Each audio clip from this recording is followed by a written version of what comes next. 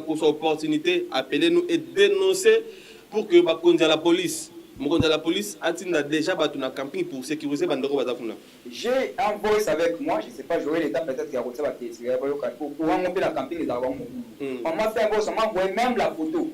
Je n'ai pas voulu à côté parce que depuis l'amour qui a tati na Tongo, aucune présence de la police. L'autorité, le bourgmestre. Tina Tongo, elle est à 9h, on m'a contacté à 9h. L'autorité va commettre le côté dans la on a pas basi, va péter au marteau, na va état bazale bazolela, papa n'a de quoi va mobile ba la luana patron soit qui visiter. Et c'est la jeunesse. Et bateau va sali crime, on ne pouvons pas encore qualifier, mais majorité c'est des jeunes qui sont dans Babdo. Et pourquoi les jeunes vont au niveau pas dans Koubouma? Tous ces rôles, il y a ministère, il y a jeunesse Koutala. Est-ce que les jeunes vont vivre comment? Tout le monde a de vie. Comment chercher comment les encadrer? Nous avons combien de pourcentage de la jeunesse? Dans le cadre de l'institution, nous avons combien au bazar dans l'entreprise publique et combien au bazar dans la rue? Parce que nous avons trois catégories. Il y a la dimension, soit trois catégories. Il y a travail, dans la société. Dans le cadre de l'institution, il y a l'entreprise publique et puis il y a le bazar à l'abri. Et maintenant, il faut analyser combien de pourcentages. Ce qu'on a vu, nombre de gens qui ont été adaptés. Comment les bons parents peuvent monter à côté que la maman a encore la jeunesse a une grande responsabilité. Place il y a jeunesse, moi je comptais beaucoup plus que ce soit quelqu'un qui a beaucoup plus technique. Alors, mon terrain. D'ailleurs, il fallait la campagne. Parce que quand on a vu tout ce qui s'est passé. 0 sur 0. 0 sur 0, malgré que c'est une affaire étrangère. Mais tout y a côté, les jeunes, il y a un moment s'est inventé. Alors, le gars va le ministre de ma côté. Est-ce qu'on peut s'attendre, aujourd'hui, on peut s'attendre, nous les jeunes, pouvoir aider les services? Mais les gens, comme tout le monde est débauché, mais tout le monde est sur le terrain. Si l'emploi qu'on devrait créer pour la jeunesse, il y a des fois, ça se dit que non, l'État peut ça va jeune les salariés. Mais les jeunes travaillent. Et ça, problème de valorisation. On a dit si l'État peut ça va ça là. L'État peut ça là. Le problème de la valorisation. Nous sommes jeunes, nous y travaillons à la GGT. C'est déjà une entreprise. Est-ce qu'il faut que l'État alliage à même ce soir? C'est déjà une entreprise pour les gens de la République de moitié du Congo. Maintenant, à côté là, est-ce que dans 400 chaînes de télévision ou dans la République démocratique du Congo, dans la République de moitié du Congo, combien de chaînes dans 4 il y a TNT pour les aller accréditer dans quel ministère? Au moins, les gens de la chaîne au Batpapona, baza accrédité dans la chaîne, baza accrédité peut-être 3 fois 2, mais on nous a dit qu'il y a 4 accréditations. Alors maintenant, nous sommes en train de dépendre dans la colo société. Via la taxe, dans l'organisation, ça fait pour l'entreprise, il n'y a pas moyen pour la foutre à jeune. Alors, à ce moment-là, on le bannit. Donc, c'est-à-dire la société, elle peut exister, mais le problème, c'est comment est-ce que Binobo peut ajouter sur eux les autres pour exister. Ils ont dit que l'État ne crée pas des emplois. Oui, c'est ce que j'ai dit, Joe. L'État crée chez la télévision, c'est dans la RTNC. Nous avons travaillé à la RTNC, mais nous avons travaillé à la entreprise, mais il faut que nous ayons l'accréditation. Parce que toujours l'actualité, toujours l'État, il faut qu'il puisse appuyer entrepreneurs pour la créer, pour assumer l'État. Parce que les gens à GGT, nous sommes au nombre de combien? Et tout on compte tous en chômage. Non, nous, on travaille. Mais où est l'appui à l'État? Et ça, Madame Grasse a plaidé pour la quota là, la décoration, on ne travaille pas indien. Nous travaillons de lundi à dimanche. Et à la fin du mois, à Zofoutama, $50. Aujourd'hui, en République démocratique du Congo, à Kinshasa, une maison de $50, c'est une maison à combien de chambres? Et nous tenons à dire à combien par jour, les transports coûtent combien? Nous avons le mois limité, avec un travail peut-être à Kassavou. Nous avons le mois limité, avec un travail par-ci, par-là, avec un Moussika, mais il n'a même pas de transport. Et, Joe, je pense que le ministère de la Jeunesse, déjà, là, qui s'habille sur qui et là, vous pouvez changer aux alentés qui autres acquis. Donc, on aura. Mais je vous dis, parce que, au moins, déjà, ce n'est pas le moment. On vient de féliciter le ministre, il y a un ministre actuel, Guillaume Gefa. Vous comprenez? Donc, on est responsable. On sent le travail. Un responsable, à jouir, fonction, à salir, remise et reprise, il commence le boulot. Ce n'est pas le moment de mettre avocat à côté de la place. On va recevoir quelqu'un qui est en ligne. Allô, bonjour. Allô. Allô, bonjour. Allô. Oui, allô. On vous écoute, vous êtes en direct. Ah, de la part de Michel Bongongo, Matadi Mayo. D'accord, on est Michel Bongongo depuis Matadi Mayo. Dozo yokayo. Itama voli ma TV na muke bon to yokayo bien. Tu veux dénoncer par rapport à ma peine au Betty sur le Matadi Mayo. Très bien. Ça va cacher moko Matadi Mayo o to tiala ko mona ti. Kitisa voli ma TV na yoko tozo yokayo bien tendeko. Kitisa voli ma TV soit zonga musika ya télévision na yoko to yokayo bien. Bozo kanga sikolo. Voilà, loba. Bapemi wana bayana Matadi Mayo bakomi kosala tracasserie moko contre la population et komi crime toni to tela comprendre te bako koya na terrain babandi ko beta ba arme na terrain ba joueur bazo kima tozo bate se komi guerre tozo bate Siko bataki ba mpona musala nini musala bango za nini normalement bataki ba mpona nini pona ko assurer sécurité bango bayaki mpona sécurité na biso mais obiso tokomi omona tokomi komi crime bakomi osala na biso bakomi kobotola bambongo koya ntina mopango ya bato liboso bakuti ozolia babotolo telefone kokota na bandako ya bato. Merci beaucoup ndeko Michel. Lobi kasi ya pesa doléance moko elekaki lobi na Matadi Mayo par rapport ya makambo bacubi mutu moko meli lobi tozalaki biso na ba sénateur Djibo je crois aza pa ndiraka kobenga air moko toke kuna ntina hôpital totala mwana wana batubaki bapasolie vraiment donc ndenge azalaki toyebi kute so akobika banani bacubaki le même basoda wana batielaki biso kuna na se wana toyebi te soki bauti wapi. Donc na place ba assurer sécurité bazo asimende bazo tande désordre biso no ba jeune Matadi Mayo ba leader to sengi na bango baya ko longola bango boyebisa général a ko longola bango to zana des zones bango ki na Matadi Mayo. Merci beaucoup ndeko. Merci. Voilà. Ndeti wana dossier na liga kokota mote ndeko.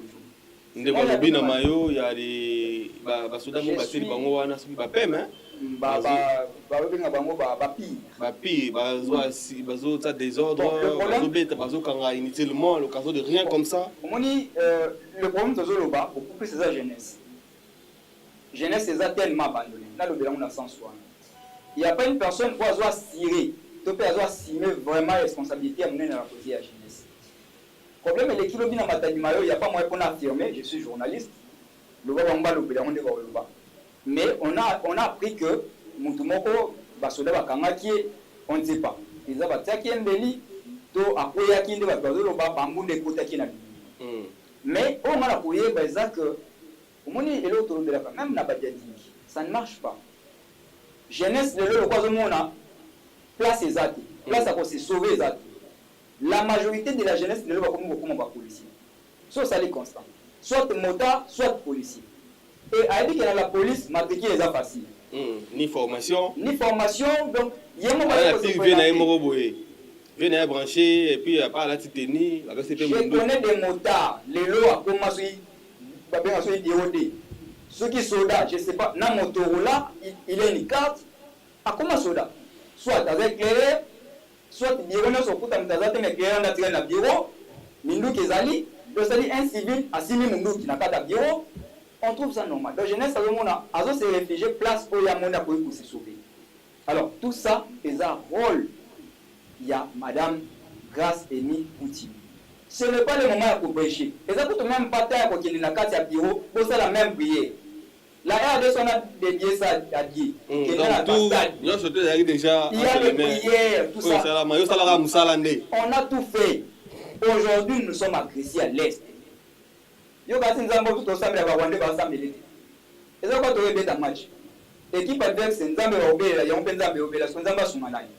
C'est votre force sur le terrain. C'est votre force. Donc, la minute où tu as un problème, tu as prié. Mais le problème, là, qu'est-ce que nous pouvons faire? On ne refuse pas la prière. C'est la prière, mais il y a tout ça, la psychonie sur les champs. Après avoir prié, il faut mettre un mécanisme en place. Il y a un mécanisme en place. Il y a un mécanisme en Bible. Il y a prié 2 semaines au même les tous ok, comme Madame Grace n'a mis sur le bureau, le chef de l'État a dit qu'il va évaluer ses gouvernements après 6 mois. Lui-même.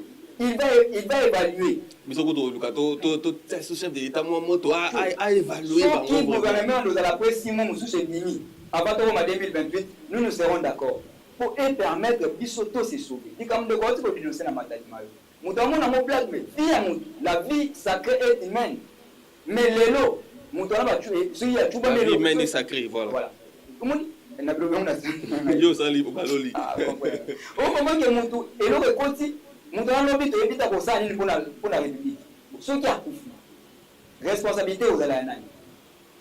Est-ce que les décollants autour de Banamata Dimayo, le chef du quartier, a béni pour remettre. Ils sont là toujours. Par contacter le commandant là-bas, parce que si vous avez un commandant district, il y a un dirigé Ninité. Pire, et ça y était. Pour bien un commandant là-bas. Et Nani Dasala qui a ces dossiers, tu as comment qu'il aide pour papier Baya. Et tant on est pour ça l'amour, il a consulté la population, qu'est-ce qu'il a remarqué pour quand même à la place. Il faut voir maintenant les désordres, comment est-ce que tu as. Et même dans le monde à Matadimayo, aujourd'hui, qui est le président de la jeunesse de Matadimayo? On m'a pris ce matin, et vous en avez marché, il faut pas quitter la pire, voilà qu'il y a le papier. Est-ce que civil a le droit de planter sous ciel, l'État peut si le ministère de l'Intérieur peut si Mukanda va planter sous ciel, il y a un peuple qui ne peut pas menacer au Malo. Est-ce que c'est comme ça qu'il faut? Si c'est ça en sécurité, en insécurité. Non, il faut qu'il y ait une procédure. Moutabengi Sali Bango, il s'est senti en insécurité. À Monique Artisan en insécurité, il a fait une lettre, c'est par demande. Ne va pas avoir un sentiment à Bangote. Il ne peut pas par une demande. Il faut pas qu'on m'a Bolandi, logique. Procédure, mais on va y aller, qui n'est pas obligé. Exact. Mais de faire une marche pour Kamani, pour l'être mandat à Moutou, pour venir se poser, pour filmer, pour continuer comme ça la désordre. On a passé des ordres pour la désordre. Et sur la tête, pour la ça, en tout cas, nous étions menacés. Voilà comment est-ce un niveau pour la guerre de l'État par l'État. On n'avait pas le choix de baisser ma sasse pour les humains. À ce moment-là, bateau va au Koufa. Bon, qui a la responsabilité. Vous comprenez que la jeunesse est mal encadrée. Si Totangi, même dans la classe, on n'est même pas formé. Tu évites les procédures, ni les longs tarots qui nous font de la moutou. La police a commis la sociale. Il y a un jeune, mais éviter que si nous sommes en danger, à qui n'est pas comment te sécuriser, au moment où nous sommes bunda. Papa na maman au bunda. Papa zo kanga maman a kingo d'état pour moi. Bana ba kingo na la police est seigneur nous doit l'école. $10. Moi ma colo. J'étais dit toi à ma colo. Mais nous avons bien un bon on a des pour intervenir. On va prendre cet appel. Allô, bonjour. Bonjour. Obengi biso api kombo nani?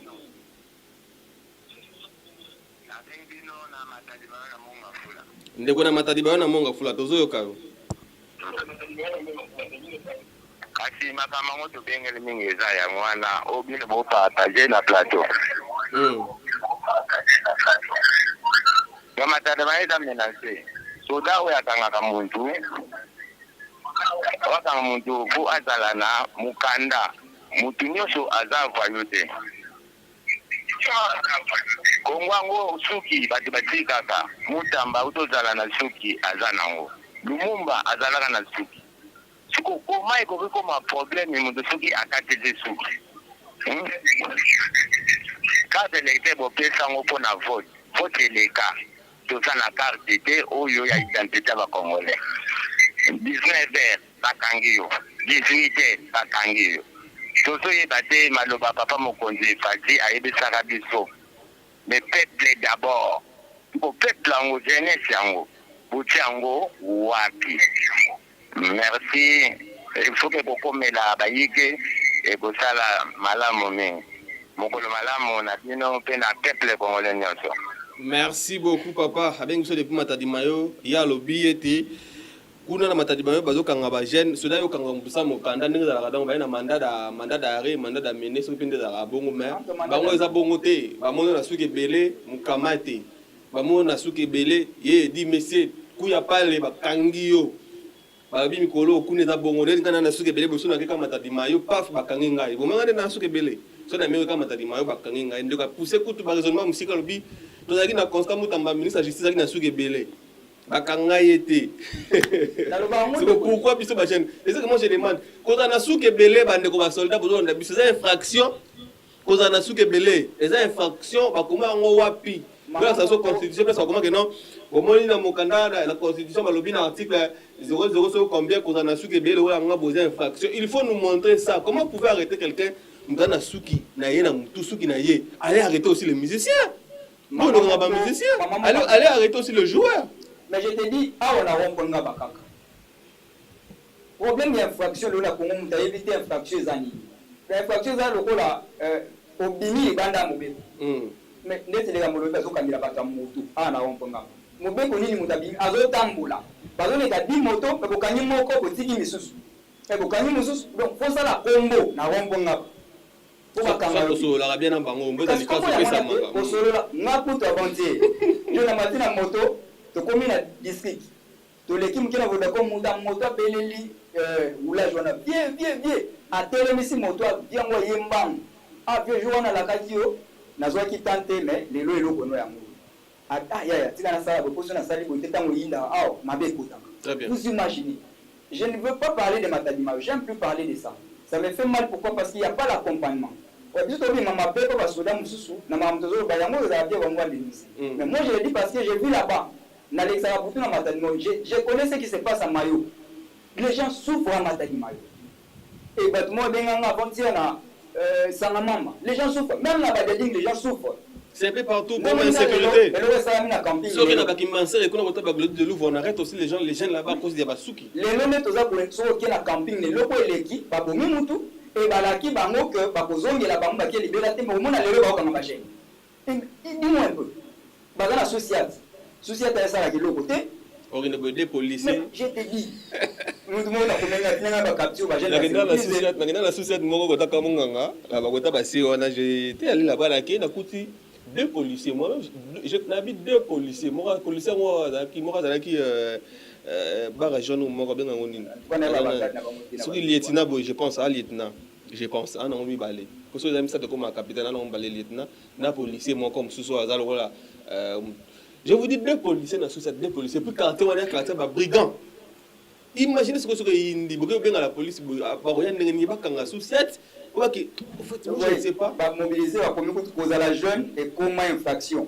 Tu vas se mobiliser dans le drapeau, je ne sais pas si il y a une marche, il y a une salle, comment on va même dans le groupe à créer. Le problème, c'est le ministère de la jeunesse. Il faut aller la responsabilité. D'abord, il faut civisme dans la 4e école. Il m'appelle, je ne sais pas si je peux recevoir. Peut-être il m'appelle en anglais. Allô? Allô, bonjour. Allô, bonjour. Allô, bonjour. Allô, bonjour, Ndeko, Tozo Kayo.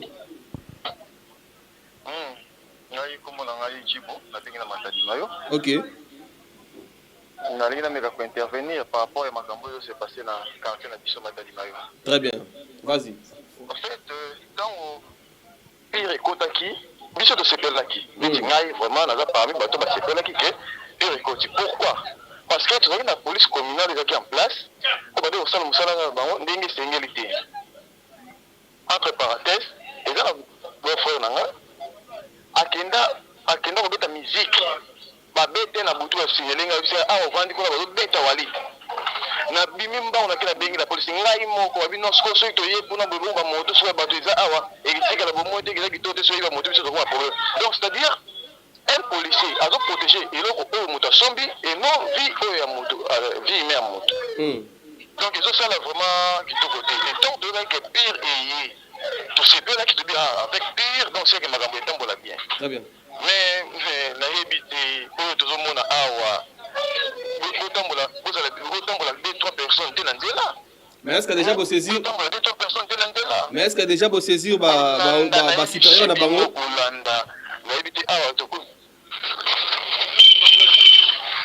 pardon déjà vous saisir ba supérieur na bango que nous savons que non ba tout télé biso ba c'est mes troubles bon déjà to meki ko benga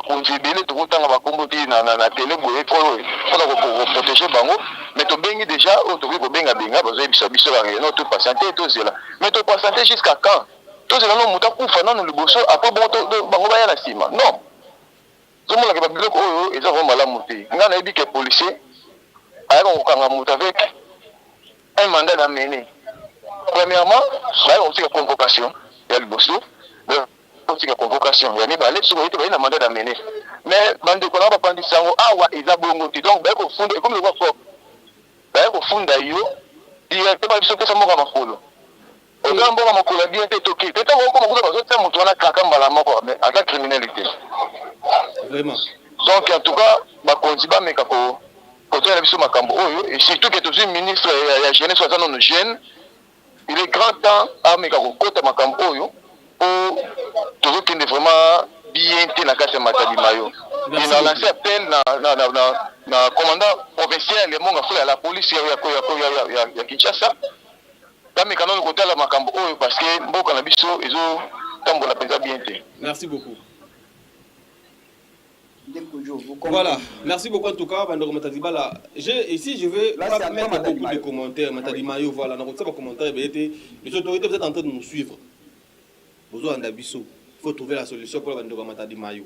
Il faut trouver la solution. Policier est là pour sécuriser, civil n'a pas bien aillé. Policier n'est pas là pour s'aimer des désordres, pour ça sous trouble. En tout cas, c'est pas bien en tout cas. Moi, dans le Barango, ce qui peuple comme se sentir en insécurité aussi longtemps pour pouvoir sécuriser, à sentir sécurité on a tes amabé. En tout cas, il faut faire vraiment en sorte que non population à Matadi Mayo va vivre en paix. Donc maintenant il faut parler Matadi Mayo, Badiading et camping. Imaginez que la camping pas dans la courante. Où est tellement difficile. N'a pas qu'à bâtir et n'a pas genre il y a pas policier ou pas policier bien basali. N'a pas genre il y a pas policier qui se comporter comme ça. C'est-à-dire, Madame Grace Aimé Coutinho a un devoir. Il faut entourer, réfléchir, raisonner pour le développement et l'avancement du pays. Nous avons des Cambouya au côté même dans le système éducatif.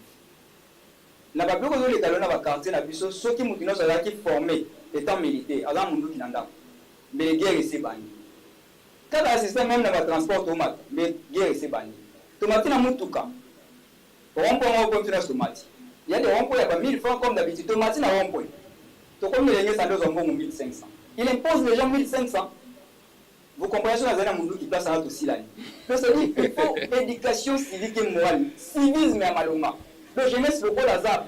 Il faut que le pas tangi sa biso valeur ya muninga na yo, valeur de la République et il y a mo ko permettre même si a commis soldat, ayeba rôle na ye na kati ya société puis ayeba ke mudaza sacré américain moko soka kufi totala même na film na bango américain moko ba osilisa bato nyonso américain moko poti prison ba osilisa bato nyonso ba libérer américain moko mais ce n'est pas pour un congolais moko akoué donc akufa que de c'est fini chacun fait congolais là même il vient pour filmer attends les réseaux sociaux congolais là monter matin vous comprenez donc tout ça un problème d'encadrement on est mal encadré alors il faut ça la pas c'est tant que jeune n'attend au monde à battre na bureau ya ministre on a biso la jeunesse pour il faut bunda pour na biso et bazo sepela na ye moi j'avais dit nazo mettre la main du gouvernement makokoti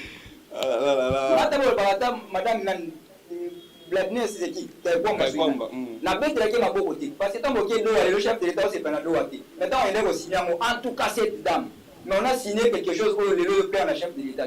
Allez comme moi je pense ce n'est pas le moment pour applaudir ni le gouvernement, ni le chef de l'État. Biso, tout le monde va travailler pour l'intérêt de la biso. Donc la population va vivre en paix, en sécurité, et puis tous voient façon ainsi, en lieu ainsi. Très bien, très cher Claude, c'est très important. On va y revenir le lundi, vraiment, on va parler à loin et à large, parce qu'on doit recevoir des personnes. Il y a quelqu'un qui est d'ailleurs. Mais je pense que je prends M. Robert pour quelques minutes. On va parler aussi de ces fameux procès de M. Joseph Kabila, l'ancien président de la République. On va parler avec lui pendant quelques minutes et puis prendre notre invité qui est d'ailleurs. Pas de souci, en tout cas, je suis très ému. Il y a au moins la réaction à Matadi Mayo. Ce serait mieux que. Toi réagir, les médias, toi continuer pour hausser ton toujours pour la mabile, pour la quartier, et pour la République démocratique du Congo. Parce qu'il y a des gens qui ont salir réputation à chef de l'État. On a vu même une fois, la carte, il y a conseiller, même le chef de l'État, malgré François Béatrice vient d'être acquitté, mais comme on est ennemi, il y a des ennemis à Mayo qui veulent salir la réputation du chef de l'État. Presque partout, place au monde, il y a des autres, ennemis de la République, mais ils vivent ensemble avec nous. Donc nous ne pouvons pas se laisser. Tout le monde connaît le chef de l'État, mais il faut qu'on dénonce pour qu'il va trouver solution. S'il faut que l'on ait des ennemi, on a pour que puisse vivre dans Kimia, chef de l'État, si ça mandat est dans le bon, il y a un des Très bien, allez, on va prendre la transition du côté de la régie. Vous me faites entrer les messieurs qui est dehors. Avec lui, on va continuer de parler sur l'actualité, en tout cas, République démocratique du Congo. Mesdames, messieurs, vous nous suivez de partout, en tout cas, très chères autorités, nous vous demandons d'assurer, la sécurité de la population congolaise. Les Kinois ont besoin de vivre en paix. Les Kinois en général ont besoin de vivre en paix. Quand on met sur ça quelque part, c'est parce que la population en paix. Ce qui sous cette la population et que sous cette population se sentir mal à l'aise, c'est pas bon. Je vais prendre cet appel. Allô, bonjour. Allô? Allô, bonjour. Allô, bonjour, monsieur. Au bien, il soit plus combonal.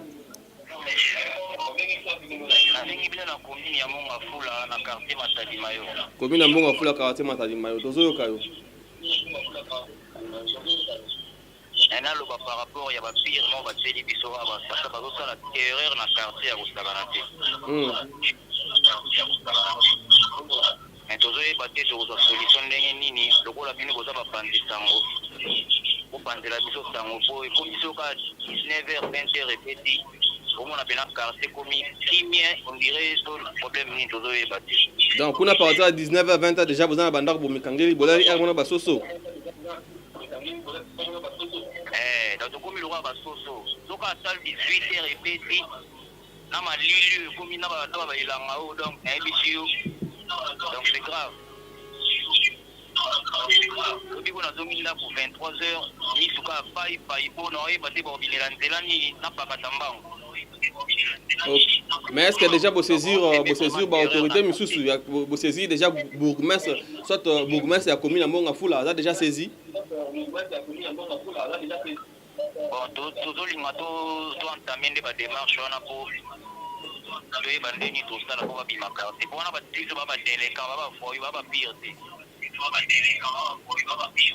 d'accord, merci beaucoup, Ndeko. Ok, d'accord, merci. Voilà. Très bien. En tout cas, Bando Yamayo, je vous dis encore une fois de plus, un grand merci. Il y a Rolanda Bisso, Bouza et Belé. Donc, on ne sait jamais qu'on le